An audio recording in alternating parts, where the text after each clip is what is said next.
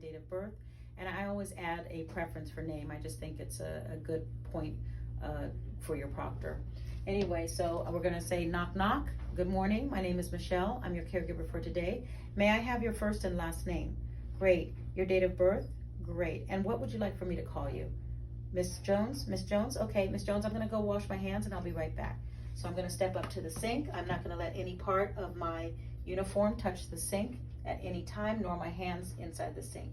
I'm going to look at my hands for cuts and dirt. There are none, so I'm gonna go ahead and turn on the water. I'm gonna go ahead and check the water for warmth. It should be a moderate temperature and the water should not splash out.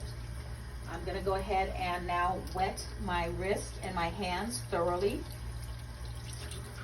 using each part. I'm not going to flick my wrist or do anything like that or shake my hands. I'm going to apply soap. I'm going to use friction to create lather. And once I have that lather, I'm going to wash my wrists, my hands, and my fingers with my fingers pointing down and my hands below my elbow. I'm not going to touch the inside of the sink at any time. I'm going to wash my hands for at least 20 seconds.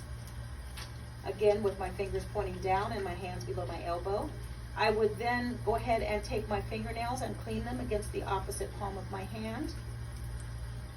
I like using circular motions. I think it gets it done faster. Well, it gets the hands cleaner. Make sure you're getting your thumb in there.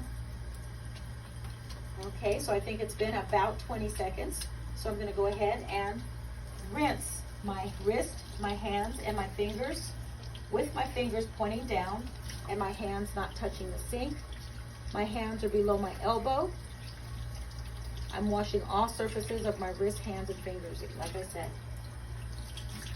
I'm done rinsing. I'm gonna go ahead and reach up and get a paper towel, a dry, clean paper towel, and starting with my fingertips, going up in between my fingers, I'm going to dry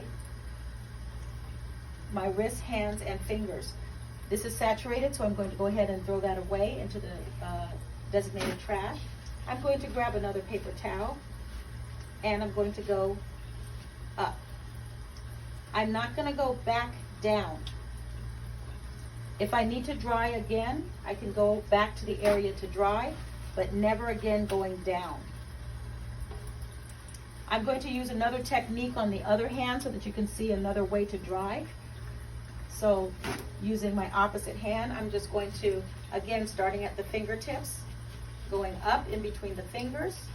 And this time, instead of going round, I'm just going to go up like this. I'm going to throw this one away.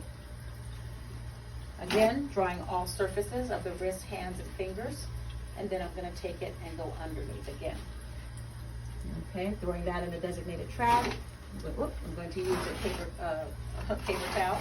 And I'm going to go ahead and not touching the knobs at all. I'm going to turn off the water.